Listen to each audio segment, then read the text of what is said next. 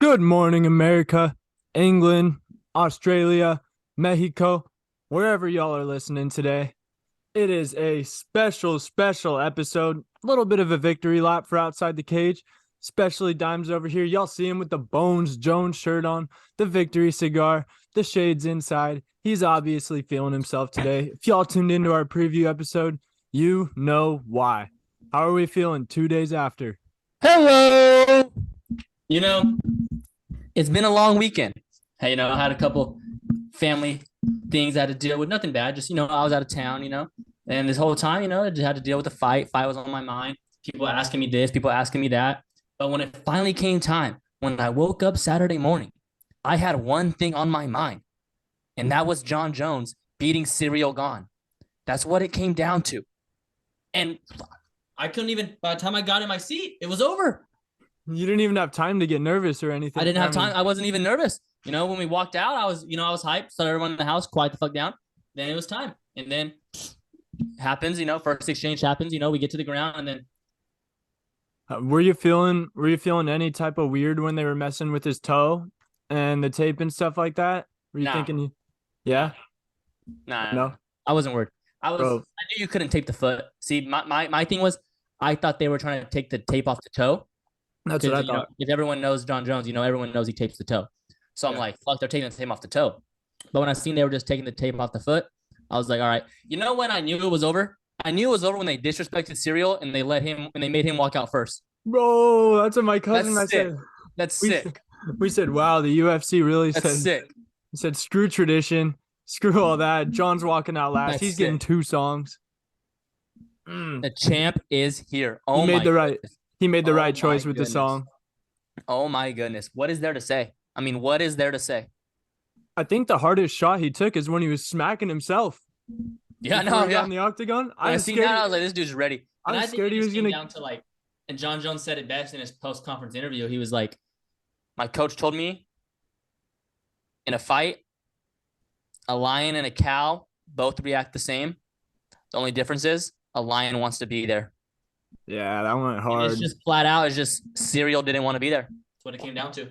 Bro, my cousin and I, we both said it to each other when Bruce was introducing him, like after they were both already in the octagon. Ciryl looked nervous. He didn't want to His face, usually he's just smirking, kind of calm, chilling. Even when he's getting booed by the crowd. He's been booed before. Yeah. That wasn't it, but he saw Jon. Did not want to be there. And that's just what it came down to at the end of the day. One guy wanted to be there, one guy didn't. One guy put himself in those situations in training camp. One guy didn't. It's just what it came down to. And the more the more I look at it now is like, obviously anyone could say this at the end, but like my gut was right. Everything was right. Why the fuck didn't I put more money on it? Hey, you should be proud of yourself. You've invested in your intuition very heavily. I have. See, and that's the thing. Everyone was like, oh, you're happy, like you want all this money. I'm like, yeah, the money's cool. But I just got to watch the GOAT do what the GOAT does. There's no doubt about it. I was telling someone today, my Mount Rushmore of athletes is Michael Jordan, Tiger Woods. Who else did I say? Tom Brady and Jon Jones. Dang, no Floyd? No. See, Jon puts himself in that category. Like, Jon's a top 5 American athlete of all time. That's what people don't understand. Like, that shit right there was a legendary performance. That was... Well, sorry, man. I got to get... What was your first reaction here? Dude, you're the one that had the house on it. I wrote a little bit with the boys, but my reaction was same as everyone else. Just the greatest of all time. Yeah. And then, of course, he has to go say something cringe on the mic when Joe Rogan first hands it to him. Typical Jon Jones, stays true to himself. Yeah. But it's cool. It's cool. Before he went to the ground, what'd you think? I thought Jon was just walking him down. Yeah. Usually it's great on the feet though. Yeah, he was. I think he landed an overhand right in the first exchange after the nut shot. It kind of barely clipped him, but I think at that moment Ciryl was kind of like, "Ooh, he's not worried about me at all." And then you could just see Jon stalking him, bro. He was just in the middle of the octagon. Ciryl was circling around, and then he'd slip that one right hand, and I don't know. There's not even that much to take away from the feet. I really wish we got to see more. Yeah. I think he said he didn't feel great on the feet because even when they were like, I remember this vividly. Like I remember every minute of this fight. Jon Anik was like, he said he moves just as quick as he does light heavyweight. And I told one of my friends, I was like, bro, no, he doesn't. Like, he didn't look that fast. But he said he didn't really get to spar much this camp. He admitted it. He didn't feel as comfortable on the feet, but it doesn't fucking matter. Dude, you can just see it. Like, you can tell the IQ on the feet, obviously on the ground, but just his eyes. He was seeing everything Cyril was doing. And you can tell that that's somebody that watches film right there. One was watching film, one was playing soccer. Literally. Did you see about the reports about how Khabib had offered Cyril to come wrestle in Dagestan and train after his Francis fight? Really? And Cyril didn't go. Yeah, I don't know how I didn't see that, but if I knew that, I would have been. I've learned a lot more about Cyril, bro, these last couple of weeks. And I just think, and he said it, like, he just doesn't love the sport. Like, you know, and I'm not saying that's okay or it's not, but you truly got to love this. Like, he doesn't love mixed martial arts. He doesn't breathe it and live it. Like, it's just something he just does, like, to make money and brings him fame. Like, and he's good at it. But I just think, like, you really got to love this shit to, like, because there's times where you're going to go home and you're fucking hate it. Yeah. But you really got to put yourself in that spot. And it's just like Jon said, is like, when I watch him train, he doesn't put himself in shitty situations. Yeah, 100%. Sorry, someone just came in, broke my train of thought. We got fans. We got fans in the studio. Yeah, something like that. But yeah, dude. And you also see that Cyril only has 12 professional fights versus Jon has 13 years since he became the light heavyweight. And that's definitely like, you know, it's hard to say, like, we can't knock Cyril Gane for his last 2 fights of Francis Ngannou and Jon Jones, but I think the more that he's fought in these championship fights, it comes to realize, like, I don't think he's ever going to be a championship guy. I think he's a top 5, top 7 guy. I don't think he has it in him, in his heart and mentality, to be a championship guy and, like, dominate fights. Yeah, as of right now, maybe if he has a kid or something, change up the mentality. You know how that goes. But like, it's like, not you personally, but we see it with athletes all the time. Yeah. But dude, the whole card, honestly. Yeah. I mean, you got any? First, quick, I gotta remember, it's episode 30, baby. It's episode 30. Yeah, we got away. I told y'all it was coming. Let's rock. Shout out Lakers yesterday. Spoiled Steph's return. It's all good. He never goes off in his first game back. It always takes like 5. He's feeling comfortable towards the end of the game. He's fine. NBA playoffs, it's going to be a tight race, but yeah, we can't talk about that right now. We got way too much to get into. Bro, legendary card all around. And call me crazy. Maybe I was tripping. Maybe my hearing was off, but the crowd did not seem as hype as it has in previous huge events. I really wasn't focused on the crowd much. I was just locked in, bro, from start to finish on the card. Personally, had my own chair right in front of the TV, you know, and it's just locked in, man. It's what it just. I felt like I was there. I felt like I was ready. I felt like I was fucking going to war. And we got another and new. Yeah. Shout out my people in Mexico, Alexa Grasso. What a performance she had. I almost pulled the trigger, but I couldn't do it. But shout out to Alexa Grasso. What did you think about that one? And where does that division go? Bro, great fight. I mean, Valentina made one big mistake of throwing that spinning back kick in close quarters, and Grasso capitalized on the opportunity. I mean, I think Valentina was on her way to winning a split decision, maybe a unanimous, because she was getting those takedowns and kind of just riding out the rounds. Yeah. Threatening submissions here and there. But then out of nowhere, that's what makes this sport so great.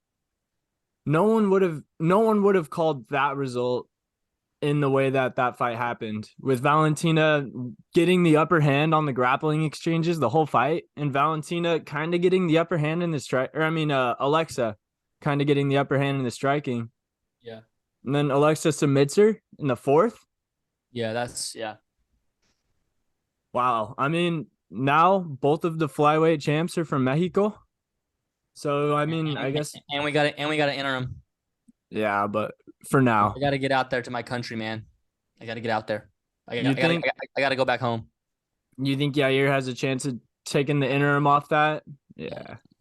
But no knock on Yair. Yeah. He's dealing with a GOAT candidate, or a second on the list GOAT. Bro, but what's crazy is, like, if I'd have told you last year there's more Mexican champs than Nigerian champs, you'd be like, fuck no. And then Usman and Adesanya lose. Francis is gone. Like, that's crazy. Yeah, you hear Dricus going off about he's the real African fighter. Yeah.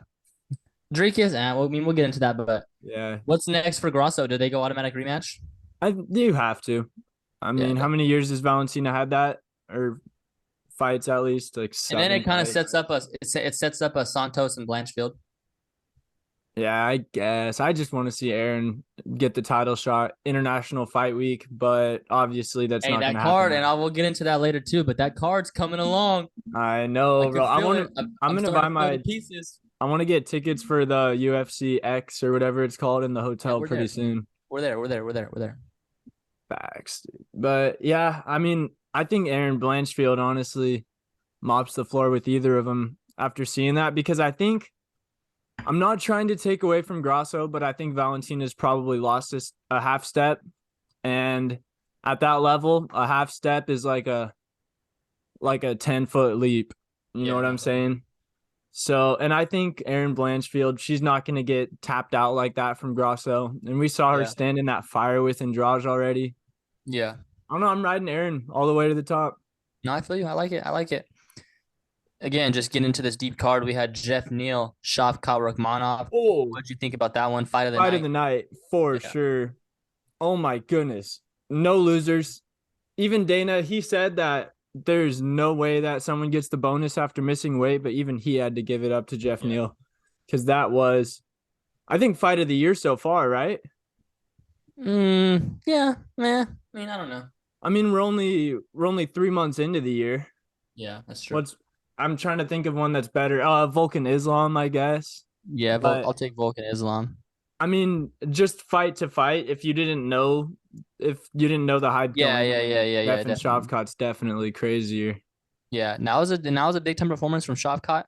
I hit the over in there, and I hit the parlay. I hit the You parlay. did, bro. Plus 650 parlay, and I hit on Jon Jones. Good week all around. Good weekend all around. Ooh. But yeah, shout out to Shavkat. It's one of those fights where like Shavkat answers a lot of questions because everyone wants to see what he's about, and kind of like the Hamzat and Burns fight. Like you want to see these guys get taken to deep waters and how they react, and Shavkat reacted and he took it, and he ended up getting Geoff Neal, submitting him. And shout out to Geoff Neal. He looked really good. He said he was confident coming into this fight, and we talked about it like the missing weight might have been a benefit. Like we thought and when I seen that, I Yeah. was kind of like, usually you kind of see like bad weight cut. You're like, damn. Like when guys barely make weight, I'm like, fuck. But Yeah. when they miss weight, I'm like, like I kind of like them more. But I did see on Jeff's Instagram after I think he posted it either this morning or last night that he had a lot, like only the people closest to him know that he had some difficulties in fight Yeah. week and stuff like that. So probably not my conspiracy theory that he missed it on purpose just to do everything in his power to beat Shavkat. But I mean, dude went out there and put up a hell of a fight. Yeah. And I got a little bone to pick with Gamrot in this next fight. I'm not All gonna right. lie. All right. Give it to me. Not, What you got? nothing against him. It's an effective style, but he's never gonna be a fan favorite unless he changes up the fighting style a little bit, which Yeah. I don't like to say that because obviously when you're at that level, you're gonna do what wins you the fight. Yeah. But I don't see him unless he's Kind of fighting gonna for the get like in the lightweight belt. Dariush category. Exactly. Even more though, because Dariush he'll have a barn burner. He'll Yeah. throw hands a little bit, but bro, Gamrot Gamrot's was part of just like getting in a phone booth and like brawling. yeah, Gamrot's not even a bad striker either. He's a good striker, but he just loves to wrestle. And fair Yeah. enough, because he's really good at it. But Jalen Turner, I don't know. I had more Yeah. fun watching Jalen Turner in that fight than I did Gamrot because Yeah. Turner was at least trying stuff. And hey, he looks like a tarantula when he crawls to the cage, huh? Yeah. Facts. In the first round when Gamrot would get the double leg or then Yeah. yeah, Turner would be crawling. But yeah, I think Turner's still got room to improve. It was a close fight. He's still gonna be around in that division. I think he's 13-6 now, which isn't a great record, but if you beat top guys, the record's Yeah. not as important. And Yeah. I think everyone's kind of thinking the same thing about that Bo Nickal Jamie Pickett fight. Yeah. I mean, it's just. I mean, It was a need of the balls. yeah. And it's just how much do you really tell from like stuff like that? It's just like I don't go into that fight saying like, damn, like we got to get Bo Nickal a top 15 guy now. Like, Hell no. Yeah, it's a because good win, but I don't even like to give him too much credit for it, honestly, because first he throws a high kick, falls on his butt, and then he yeah, shoots right into the takedown. Pickett stuffs it. Bo Yeah. pushes him up against the fence. He's probably in the same spot for 30 seconds, not really making any progress. And he's picking the balls. Yeah. Pickett like bends over, grimaces. The ref starts to step in, and then Bo throws him to the ground. The ref steps back, and that's that. So He's just raw. I mean, and it's not fair to say like, oh, we expect him to be this and that. He's still raw. Like that's why he's 4-0. Yeah. That's why he's only had 4 professional fights. Like, so I facts. mean, we still got a lot to see. Let's see him at 10 fights. Like, True. I mean, yeah, 4-0. Got to remember that. But yeah, I just wish it would have been differently because I think that knee to the balls kind of makes it because it wasn't a true takedown in my opinion because it was because of the knee to the balls. Yeah. And then I've never seen a fighter like lose stock winning as much as like Cody Garbrandt. Yeah, Patty. But it was also Trevin Jones, like Patty. But it was also like Trevin Jones, like he didn't want to be there either. Yeah, bro. I mean, Cody was trying to make it entertaining, but you could tell that he didn't want to take any risks because he doesn't have confidence in his chin anymore. I'm still on the train, man. Let's run Cody Garbrandt versus Figgy at 35. People have been saying Cody versus Dom rematch too. Yeah, I like that, but I want to see. Yeah, I mean, those are two guys that are weak. Both agree on the end of their careers. Like I want to see Cody versus Figgy at 35 for his debut. See what Figgy does. Yeah, I mean, it almost seemed like Trevin Jones in the third round realized that he could have beat or he had something to offer to Cody once he started stepping on the gas a little bit. Yeah. He got Cody in a little bit of trouble. Yeah, but he just didn't. I don't know. It was too little, too late. Yeah. This next fight, our dog of the day. Once again, I'm looking like a bozo out It looked good, bro. It looked good. First round, it looked great, bro. Yeah. He took him down. He looked like he had more skill, more technique, but he did not have half as much cardio. Yeah. Once again, Dricus, I don't know. I'm not sold on the skill. He never sells me, bro. He sold me in his first fight, in his debut. I love that, but like even that fight, like he knocked Brunson out, but like I just can't get past that first round. Like that's gonna be someone better. Yeah, but I mean at this point, and I feel like he keeps getting. I'm not a Dricus hater by any means, but so he fought Brad Tavares, and then he fought Darren Till, he had messed up knees. That's probably one of the reasons why he couldn't really do much in the wrestling. And he was piecing Dricus up on the feet. And then we got Brunson, 39 years old. Brunson's he always runs out of gas. He always starts like that. Yeah, once one of my friends texted me, he said, typical Brunson, once one thing goes wrong, he just falls apart. And that's true. He's great when he's on offense and just doing his thing in there. But once the guy provides a counter, an answer for it, and he has to kick it up another notch, it just seems like he's not able to, which sucks. I mean, Brunson's he's got a good style. He's skilled, but I don't know. He also tweeted something kind of alluding to retirement as well. Yeah, I mean, I'm not never recommend anybody to retire, but I mean, he's definitely on the downside. What do you like for so if I told you Dricus versus I think if Marvin Vettori beats Dialidze, so if Dialidze loses, I think you do Dricus and Dialidze. If Dialidze wins that, I mean, honestly, I'd like it both. I think Dialidze is the guy, like win or lose. I mean, you can look at Apollo Costa for Dricus, but you never know with Paulo. And then I just don't see him being able to be like a Cannonier or Whitaker. So I think that's where he falls in, like in that like 4 to 7 Sean Strickland range, I was gonna say, what about Sean Strickland? Yeah. That would be pretty good too. I wouldn't mind a Sean Strickland versus Dricus for Dricus. Sean's a good test because you have to be good to beat Sean, and he's not. Yeah, you have to be really good. Gas in there, you're not going to be able to take him down easy. Yeah. I think he just jabs Dricus to death, probably. Yeah, I think. But yeah, I mean, and that's the thing too is like I kind of hate it because it's like, and I was a big Cyril guy early on, and I was a big Dricus guy early on. But like the more I see, I can't like my heart, like my brain can't tell me like now I'm like not big on Dricus. I'm not big on Cyril. Like it's just crazy how like it happens, but it's like. You gotta like I don't know like Dricus hasn't I don't know dude it's just he looks good against Till, he looks good against, but like there's moments in these fights where it's like if that's anybody else he's done. Yeah, I agree.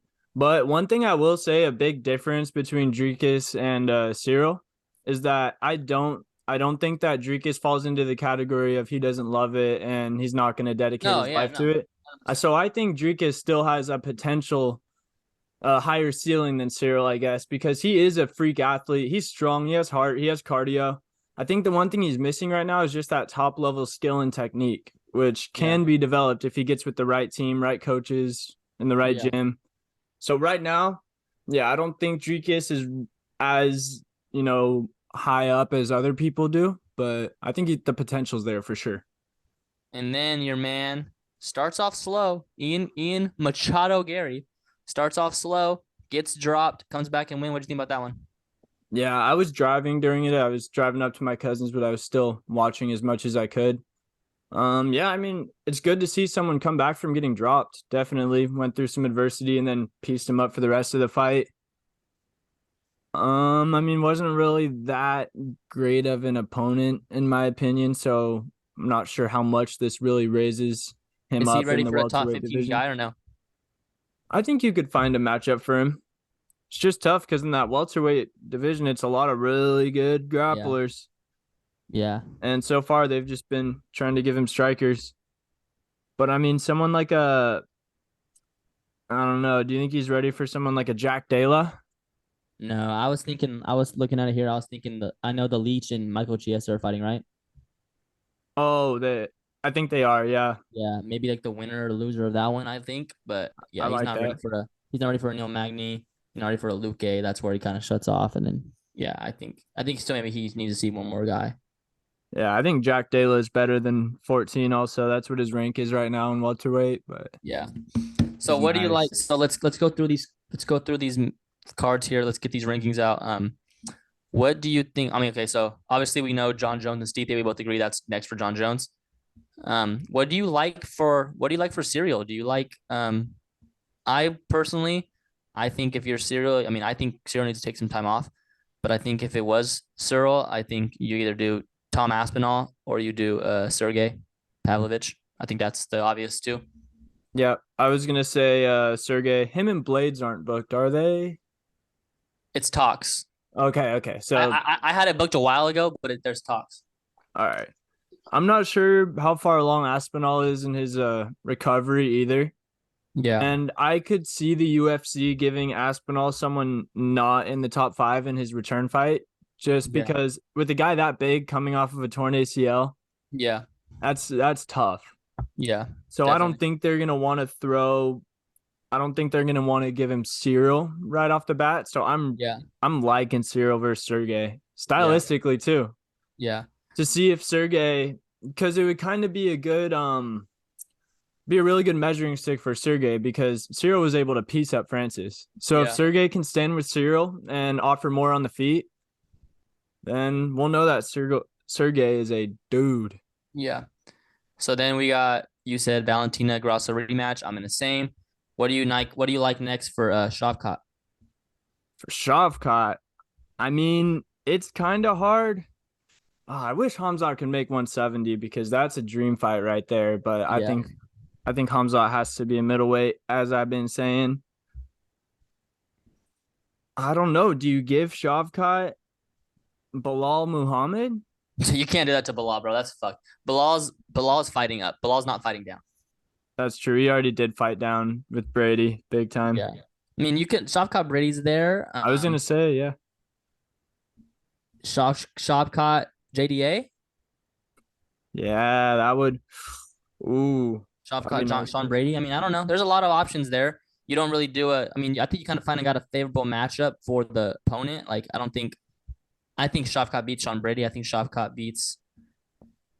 Bro, Jack Della and Shavkat might be a good one. Jack Della and Shavkat, that's a matchup, bro. Because I kind of like that, actually. Me too. Jack Della, he's a dog. He hasn't shown me anything to derail me off his hype train.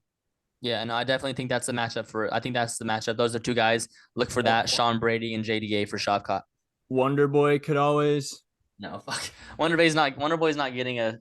Wonder Boy's just gonna fight strikers, bro. If I'm Wonder Boy, I'm just fighting strikers the rest of his career. Well, let's say he does want to make a title run. If he beat Shavkat, is he in talks just because he is a big name, big draw? Yeah, and I thought like Stephen Thompson is in talks already. Like I wouldn't mind. I mean, you can't give it to him over guys like Bilal and Kobe, but like I wouldn't mind seeing a Leon versus, like, that's the thing. If it's a favorable matchup, if it's a Leon Edwards, I think Wonder Boy can win that. Now, if we talk about the champs, Kobe, Kamaru, Hamza, Bilal, I don't think he wins those. But like, I definitely see, like, if it's a favorable matchup, he can win it. Yeah, I mean, in that Gilbert Burns fight, I still think if that went 5 rounds, it Yeah. could have swung Steven's way because it was starting to as the fight was moving on. Yeah. And that welterweight division is fire. Yeah, it is. It's getting up there. What do you like for Gamrot? For Gamrot, I like him to start striking more. But for his next opponent, I mean, you could say the winner of Gaethje Fiziev, if he wants to. I guess it's not that long of a wait. Or I don't think Dustin Poirier would fight him because Dustin kind of seems like he wants to fight more big name guys right now. Yeah. I think that he didn't do enough for me to show like there's wins where like, okay, I'm not fighting down, but he didn't do enough for me to say like you're not fighting down. So I like Gamrot versus Ismagulov. What about this also? Gamrot, Sarayukian rematch. That I'm not first fight big was on like really close. yeah. I'm just not big on rematches like that aren't like main events like title fights though. Because I I guess you could save that because those true. Those I've guys never both just been played. like big on those. I don't know why. Yeah, true. So many guys at lightweight, especially you could see some Yeah. different matchups. So yeah, I like Gamrot versus Ismagulov, maybe Dan Hooker. Like try to rebook that. I mean, no, not rebook that, but yeah, I think you try to rebook Jalen Turner and Hooker though. What about Moicano? Yeah, that's now we're getting a little too low. Yeah, but Moicano's still a big name, so I think that'll get a good placement on the card, probably a good payday. So yeah, you're fighting down, but Moicano still brings something to the table. Yeah, definitely. Money So Moicano. Facts. Let's go, baby. So if I told you today, knowing everything we know, Jon Jones included, Jon Jones is back. Who is your top 3 to 5 pound for pound? Does Jon Jones overtake Volk? I've been wanting to ask you this. Does Jon Jones overtake Volk? I know where I have him right now. How do you not give it to him? But Volk, dude, Volk hasn't lost to anyone his size in forever. You can't, and if Volk beats Islam, which some could say he would, I think you put him above Jon. I'm still going Volk 1, Jon 2.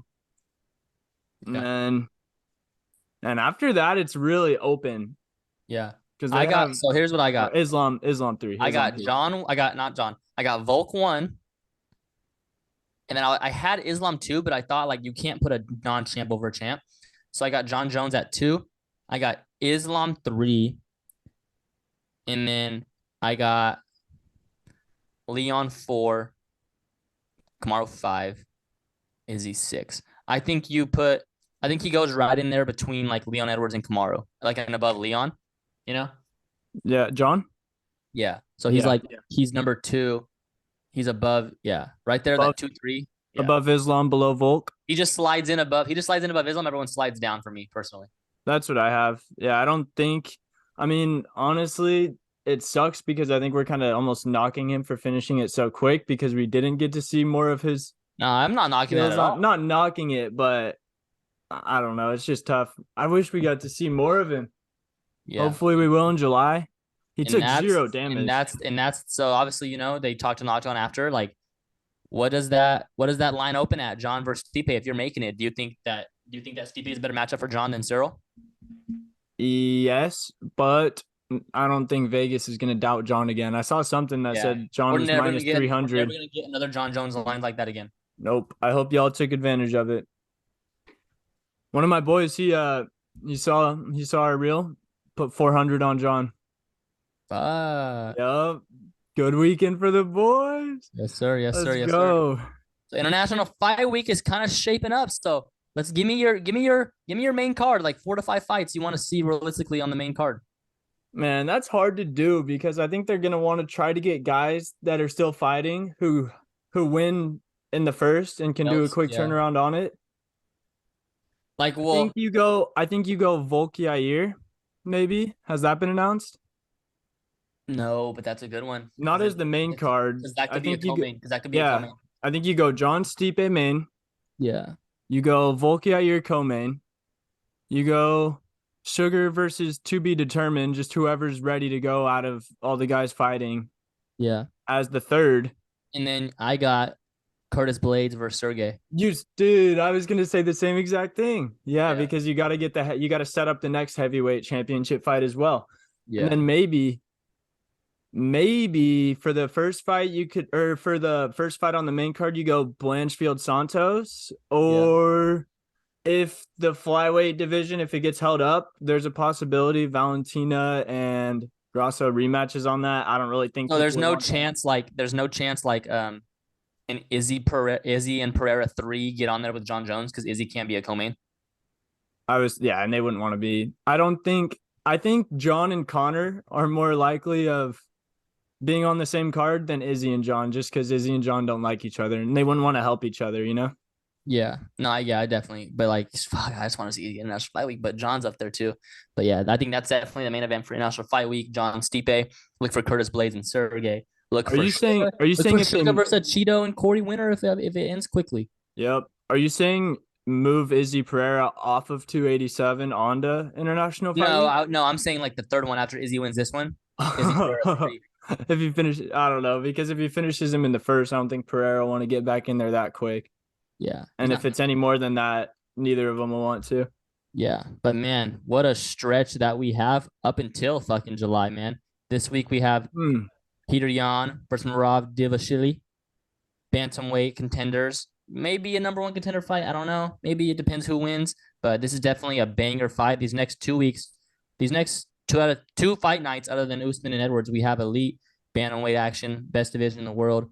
Petr Yan versus Merab. What's your feelings on that, and who do you like? This is a live fight night, by the way. Yeah, it's in like a hotel or casino, something like that, right? Hey, they heard us. They heard a lot of people saying that cannot not be bro. in front of a crowd. And they tried to do Corey and Cheeto in the Apex, and fuck no. Yeah, they had to move that back. That was supposed to be supposed to already happen, right? Mm-hmm. And they had to move it to San Antonio, or I think San Antonio. Yeah. Mm-hmm. I like Petr though. I know. Usually when a guy's teammate fights the guy, they have the scout on him. It's kind of a good sign. Aljo has the scout on Petr, obviously, because they fought twice, right? Yeah. Not 3 times. Yeah, they fought twice. But I don't know, dude. I think Peter's super high level. He was able to hang in with Sean O'Malley for 3 rounds.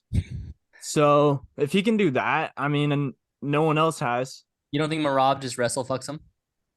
I think Peter's defense, I think his takedown defense will be really good because he knows what he has to deal with going into this.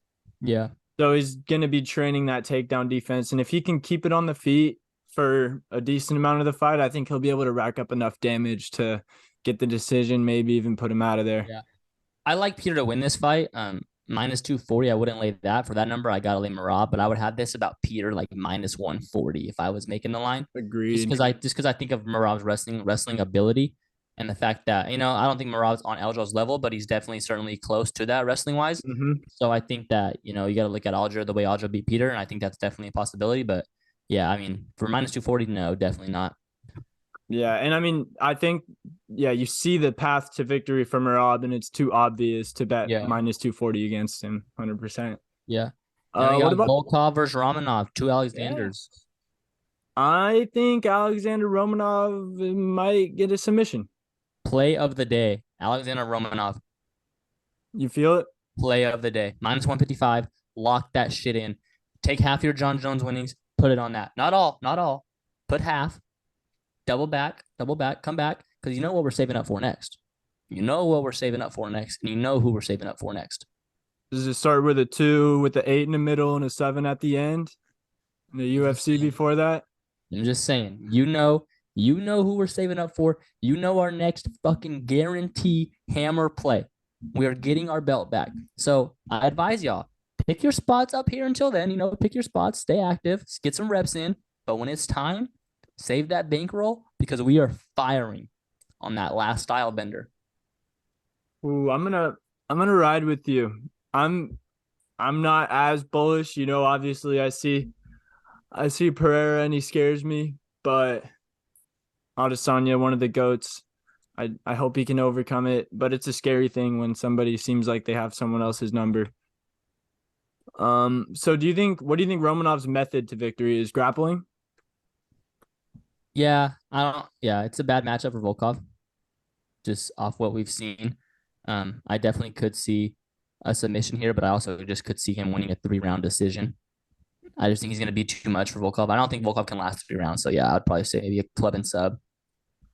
Yeah, Volkov's fought 45, has 45 professional fights at this point too. Obviously, heavyweights fight a lot, but still, that's a lot. 6'7", freaking big old Joker tattoo on his back. Yeah. It's respectable. No one will ever forget Derek Lewis knocking him out in the last second. The sweaty balls. Yeah, had to And knock then that Russian out. third fight of the night, we got a little sprinkle onto this card. Nikita Krylov, Ryan Spann, supposed to be the main event 2 weeks ago. Now we moved on to this fight. Elite top 3 fights. Facts, dude. And honestly, the whole main card, I'm rocking with it. Yeah, but I mean, just the fact that it's going to be live too, that always adds a little bit of spice. I'm still rocking with Spann, especially due to the fact that Krylov was really sick. Yeah. If y'all have ever been really sick, 2 weeks after, you're still getting in the flow. And I'm sure when you're a top athlete, you have a schedule that you stick to. And when you have to get out of that schedule because you're messed up, you're not going to be at that top level you were before that. So I'm rocking with Superman Spann, maybe inside the distance. We'll see what the odds are. I doubt he'll still be an underdog. Yeah. Gonna be a good card, man. Excited. And then we got after that, we get our super preview. We got Usman Leon coming up. We'll get into that when it comes, but man, what a sport, what a year for UFC, what a month we have, what a next 6 months we have, man. Up until National Fight Week, man, we are locked in, we are guns blazing, we are fucking ready. Chills, bro. Also, Bellator trying to stay in the mix a little bit. They've got a lightweight Grand Prix this year. It's fire because Bellator's 155 division. It doesn't stack up with the UFC's, obviously, but they have guys in there that would compete with the ranked guys in the UFC lightweight division. You just had one of your future top 5 in 5-year fighters, Shavkat Rakhmonov, get a huge W. Everyone saw that. He's going to be not a household name yet, but everyone knows who he is now. I got one of my guys this weekend. He's a minus 2,000 favorite. So really? He better not disappoint. Yeah, we got Usman Nurmagomedov facing off against Benson Henderson in the quarterfinals of the Bellator Lightweight Grand Prix. It's his belt too, right? It's his belt on the line. Yes, he is putting the belt on the line. Yeah, every fight, which is pretty sick, obviously, because he's the champ. So for those of y'all who are not familiar with the Bellator Grand Prix, they pick a division every year, and then they do a tournament. They get I think it's the 8 best guys, and then you can get in as an alternate too if people get hurt and stuff like that. And they compete for $1 million in the belt. Last year, it was heavyweight, I want to say. Ryan Bader took it home. And this year, they're doing lightweight, which is a lot better. So, yeah, we got Usman Nurmagomedov versus Benson Henderson. Benson Henderson, former UFC lightweight champ. If he wasn't so old, I think this would be a fight that a lot of people would be super excited for. But I think everyone kind of agrees that the age is going to be a little too much. Yeah. And then, Benson also trains at the lab, Suga and Tim, or he might run the lab. I don't know. And then in the co-main, the other quarterfinal fight going on. And this is this Friday, by the way, March 10th. I think main card starts at 7 on Showtime or Stream East. We got Tofik Musayev versus Alexander Shablev. I probably messed that up bad, but he's Russian. It happens. You mess those names up. This one's pretty close in Vegas. Shablev is a slight favorite at minus 145. And I'm also rocking with Shablev in this one. He's a Russian striker. Doesn't train with the Dagestanis. I like those. So a little Usman Shablev parlay to make it more fun to watch. That's my picks for Friday. It's gonna be a fun one to tune into. Lock in. One more on the Jan versus Merab that I'm kind of looking forward to. Saeed Nurmagomedov versus Jonathan Martinez. Yeah. Quick turnaround. Yeah, Martinez coming off he's on a 4-fight win streak too. He was the one that finished Cub Swanson with leg kicks, kind of broke my heart. Cubs from the 805. But yeah, Saeed had a great win. Went through some big adversity in his last fight, so we'll see if he's fully recovered from that. And he must be if he's stepping in there, going all the way to Vegas. Yeah, I'm excited for that one. I don't really know my play, but it's a good one to tune in for. Sir, brother, I want to shout at you out. Thank you for everything you do. Cheers to episode 30. I appreciate you, dog. We end this together all the way to the top. We on YouTube now, Spotify. Yes, Check sir. out the Instagram, Twitter. We're putting the bets on Twitter, putting some reels on Instagram. Make fun of ourselves, make fun of other people. Usually not fighters because they could all knock us out. But Yes, yeah. sir. Shout out Steph Curry. He'll get back that loss he took to the Lakers yesterday, but we're good. If the Lakers don't make the playoffs, I might be rocking with Golden State. Let's ride. Appreciate you, All brother. right. Thank you. Thanks, everybody, for tuning in. Have a good weekend. Stay safe.